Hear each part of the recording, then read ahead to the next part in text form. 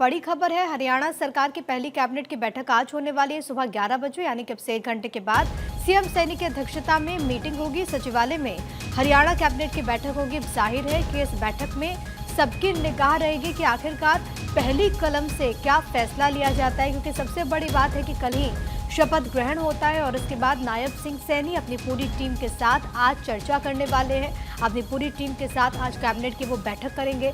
जाहिर है कि इस वक्त जोश से लबरेज ये पूरी टीम नजर आ रही है, क्योंकि ये पहली कैबिनेट की बैठक है और अमूमन देखा जाता है कि पहली कैबिनेट बैठक में कई महत्वपूर्ण फैसले भी होते हैं। सुबह 11 बजे सीएम सैनी की अध्यक्षता में ये बैठक होगी। एक बड़ा मौका भारतीय जनता पार्टी के लिए, एक बड़ा मौका नायब सिंह सैनी के लिए, क्योंकि अपने आप में उन्होंने इतिहास रचा है। दूसरी मर्तबा उन्होंने बीते रोज शपथ ग्रहण किया था और उसको लेकर के उन्होंने पहले इस बात का संकेत दिया था कि युवाओं के लिए, खासतौर पर उनकी नौकरी के लिए सरकार प्रतिबद्ध है। तो क्या आज ये मांग करके चला जाए कि जब कैबिनेट की बैठक होगी तो अलग अलग वर्गों के लिए अहम फैसले हो सकते हैं, क्योंकि पहली कैबिनेट की बैठक है।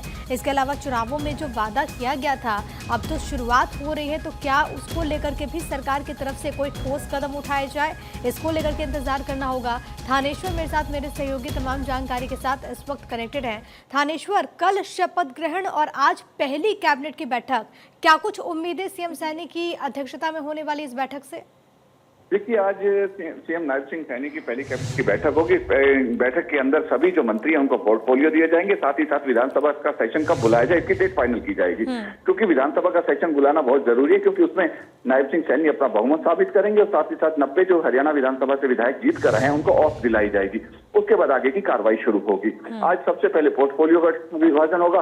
अब देखो किसको क्या मिलता है, सबकी निगाहें लगी हैं कि गृह मंत्रालय किसको मिलता है, फाइनेंस जो वित्त मंत्रालय वो किसको मिलता है। अनिल विज जो चूंकि फर्स्ट नंबर के उन्होंने मुख्यमंत्री के बाद पहली बार उन्होंने शपथ ग्रहण की है, तो उनको क्या मंत्रालय मिलता है, सब अब इसी पे निगाहें हैं। जो 11 बजे मीटिंग शुरू होगी, उम्मीद है 12 या 12:30 तक मीटिंग खत्म होगी, उसके बाद सब कुछ क्लियर हो जाएगा। जी हाँ, सबसे बड़ी बात है, क्योंकि जिसका जिक्र थानेश्वर आप कर रहे हैं कि पहली कैबिनेट बैठक में और अमूमन ये प्रक्रिया भी रही है, विभागों का आवंटन होगा, लेकिन अंदर खाने से क्या खबर है? अनिल विज जो कि पहली नायब सिंह सैनी की कैबिनेट में शामिल नहीं थे, उनकी नाराजगी भी खबरें सामने आई थी, लेकिन बीते रोज उन्होंने तमाम कयासों पर पूर्ण विराम लगा दिया। नायब सिंह सैनी के बाद उन्होंने वहां पर शपथ ग्रहण की। सीनियरिटी में वो सबसे बड़े माने जाते हैं कैबिनेट में। तो क्या ये संभव है कि उस अनुरूप उन्हें जिम्मेदारी मिल सकती है इस कैबिनेट में, क्योंकि इससे पहले मनोहर लाल की सरकार में गृह मंत्री वो थे? क्या ये विभाग उन्हें मिल सकता है? बाकियों को लेकर के भी किस तरीके की चर्चाएं इस वक्त? देखिए, जहां तक ये सवाल है कि पहली कैबिनेट में अनिल विज शामिल नहीं हुए थे, लेकिन ये बीजेपी का अनुशासन है कि जो अनिल विज कभी कह रहे थे कि मैं अगली मुलाकात मुख्यमंत्री निवास पर होगी, पार्टी मुझे मुख्यमंत्री बनाए तो हरियाणा की तस्वीर और तकदीर बदल दूंगा, वही उसी अनिल विज ने जब नायब सिंह सैनी का नाम का प्रस्ताव रखा गया तो उनके नाम का अनुमोदन किया।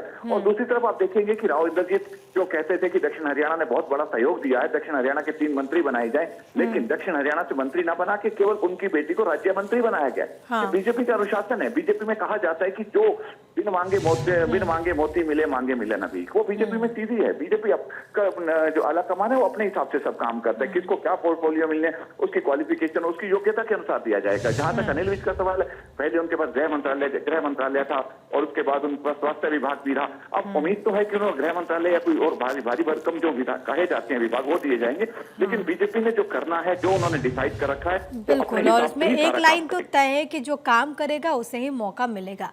अब देखना बहुत ज्यादा अहम होगा कि आज तस्वीर किस तरीके से सामने आती है जब विभागों का बंटवारा हो। तो बहुत शुक्रिया आपका थानेश्वर, तमाम बातचीत और जानकारी हम तक पहुंचाने के लिए।